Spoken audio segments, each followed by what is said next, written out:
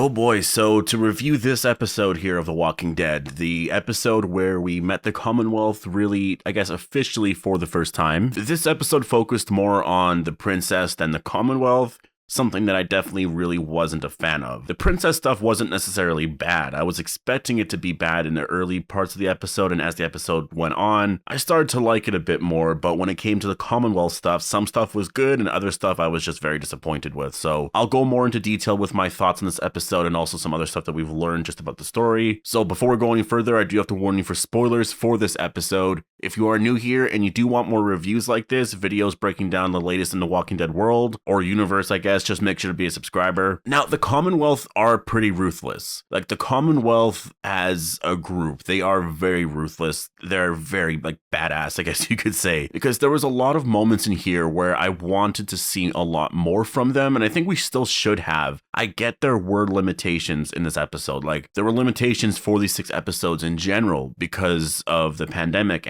but that also makes me a little worried for the final season, right? Because if there's that many limitations on these 6 new episodes, they are currently filming the final season. So how many limitations are you going to have there? I'm hoping the limitations were more that they jumped into filming these 6 new episodes very fast because they announced them in August. I think it was August or September last year they announced these 6 new episodes. And then they started filming by October or something like that. So around August, September last year, I think they announced the final season, or maybe that was October. But I'm hoping that that was a part of it, right? That they just rushed these 6 episodes or rushed to get to the point where they can film these episodes to have them come out for February. And so for the final season, that's, they've been working on that for a very long time. Hopefully, in terms of production and stuff, they've had the time to do what they want to do with the final season. It's a small concern of mine. I know it is the final season, so they are going to go all out and stuff. I just hope that there's not some episodes where it feels very limited like this, because I'm not a fan of how limited these 6 new episodes feel. Some of them are okay. I think the Father Gabriel and Aaron episode was it was intense and it was a lot of fun. I think that was probably the best one that we've gotten so far, but this episode I thought would be up there for me. I didn't have too high of expectations, but I expected it to be a decent episode. But I would say so far, out of the 4 that have aired so far, this is probably the worst one, and it's not a bad episode. It definitely isn't a bad episode. It's just, there's a lot of things when it comes to the filming, the behind-the-scenes stuff, and all the stuff that we got with Princess, and the fact that there wasn't really any characters. Like, Ezekiel technically wasn't really here in the episode. Yumiko, the actress who plays Yumiko, I believe her name is Eleanor Matsura. I could have that wrong, but I believe that's her name. She wasn't even in this episode at all. They had a body double there. I guess they have a body double usually for stunts and stuff like that. And the reason that Eleanor Matsura wasn't here for this episode is because she's in the UK, and because of traveling and stuff like that with the pandemic, it couldn't work out, which I'm a little confused by, because Lenny James, isn't he from the UK? And he films for Fear the Walking Dead. Unless he lives here too, so that could be different. Like, she might have been in the UK when all this was going down, and yeah, I guess that it could be different. I didn't really notice though. I had no idea she wasn't in the episode. I learned that after I watched it. That's where I was like, what? But it makes sense. You don't actually see her face at all. I think in the very beginning you do, but that's a shot from the final season, or not the final season, but the old finale, episode 16. That was a shot from there. So this episode, like I said, focuses a lot on Princess, and yeah, she was abused pretty badly. And a lot of the stuff that she went through in terms of ADHD, anxiety, PTSD, and you name it. She named a bunch of things in here. And yeah, I mean, her childhood was definitely pretty hard. But that's the one thing I liked about what they did with mental health and stuff in this episode, was that they didn't just make it seem so bad. Because I know it can be bad, but they gave some awesome solutions and some positive reinforcement and stuff in the episode. And I really liked that they did that. It's in a scene where it's towards the end of the episode, but Ezekiel says something along the lines of, or I can't remember if it was Ezekiel or Princess, but they say something along the lines of, in her past, it wasn't all bad. There was this person who was really good. There was this person that was really good. And that is such an awesome way to view things. Like, positive thinking it's powerful. It really is, because you can either think positive or you can think negative. And if you focus focus on all the bad, you're just going to be in the bad. And if you focus on all the good, you'd be surprised at how much that actually makes you happy, how much that changes your mood. Because sometimes when you think of the past and you think, oh, this bad thing happened, you know, that can really bring you down. But when you focus on the good, and if you just tell yourself, I had an awesome childhood, no one's childhood is perfect, but I had a lot of great moments. I remember this, that was so much fun. And I liked that they did that in the episode. Like, it brought Princess's mood up. And again, it's that positive reinforcement. It's that positive way of thinking. And just, I'm happy that they did that. It's like they know a lot about mental health and stuff and how to take care of yourself mentally. It wasn't just, here's Princess and all of her issues, look how much she struggles, and then that's it. They actually show her coping with things, and she learns things, and maybe she's already learned those things, but she just kind of relearns them or remembers them, kind of thing, right? Eugene also, I mean, I guess everyone else is pretty smart, but Eugene,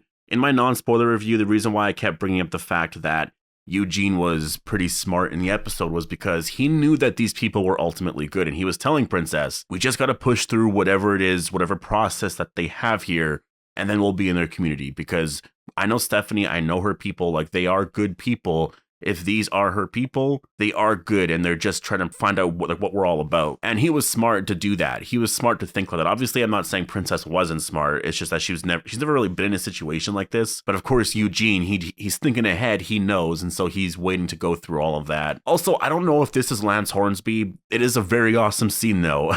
I love that scene where he's like, "'Cause you're being a bitch."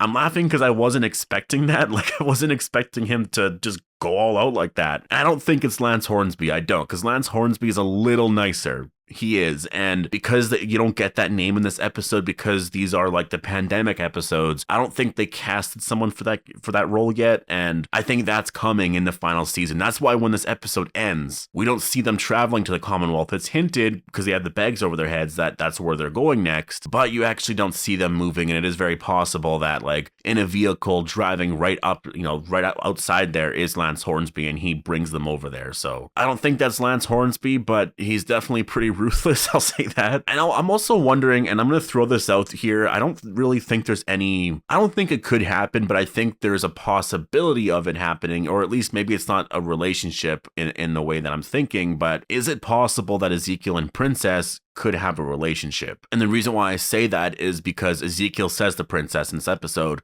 "No one will hurt you while I'm here." I know that wasn't really Ezekiel, and I know that was more Princess just manifesting those things, right? That was more of something with herself, but I wonder if that's kind of who she wants, right? She wants more of a protector in that sense. Like, that's more of her thing for a relationship. Like, she wants stability, right? I know this could be reaching, and I think Ezekiel, he could be that, but then again, Mercer is also like that. Mercer and Ezekiel are very similar in that way. They're very strong men, right? And they're very protective in that way. So I think it could be either or. I still think they probably will do the comic thing. Mercer will probably ultimately be with Princess at the end of the day, but yeah, I just wanted to throw that out there. I will say that the whole entire hallucination thing, where that wasn't really Ezekiel, that was Princess doing that, I did think it was pretty cool. I wasn't disappointed at that. Like, I was just more disappointed that we didn't get enough Commonwealth in this episode. There was just so much of the Princess. First of all, I'm happy we never got any backstory footage, like footage from her in the past and that, because I think that would have made this episode a lot worse. Just hearing her explain things through dialogue was enough. And Paula Lazaro in certain scenes was just absolutely phenomenal. It blew me away. It's just, there was so much of it, and I wasn't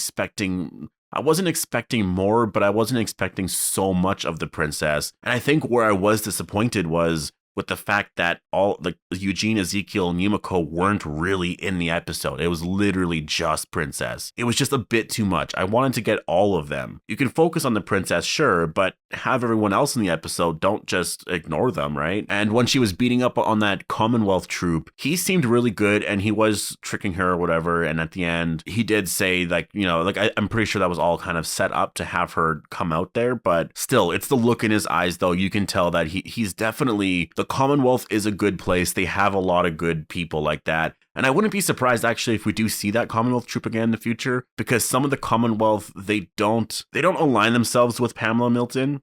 So there's some disagreements there, and that's where it causes the rioting and this almost civil war type thing at the Commonwealth. But that was really the episode, though. I mean, that's literally it. It was Princess just dealing with some emotional stuff. She tries to escape. Actually, she's interrogated at one point, but she doesn't answer any of the questions. She tries to escape, and there's a Commonwealth trooper there, I guess. She beats the shit out of the Commonwealth trooper, and then that's really it. They are most likely on their way to the Commonwealth. It is kind of a cliffhanger, but I don't think it's a cliffhanger. I wouldn't really say it is. Like, you could say that it kind of ends on a cliffhanger, because it kind of does, but it's like, I don't know. We're in the same place, right? Like, we started off in this episode with them getting captured by the Commonwealth. We're ending with them still captured by the Commonwealth. Like, nothing really happened. So that's why I would say I was overall disappointed with the episode. It's definitely the worst one of these four. It is still a good episode because of stuff that we got with Princess. The Commonwealth, they're pretty ruthless. Like, the stuff we have gotten with them so far anyways was pretty good. I wanted there to be more, though. I wanted there to be more with Eugene, Ezekiel, and Yumiko. I understand the Yumiko restriction thing, fine. I thought just overall that I would like this episode a little bit more than I did.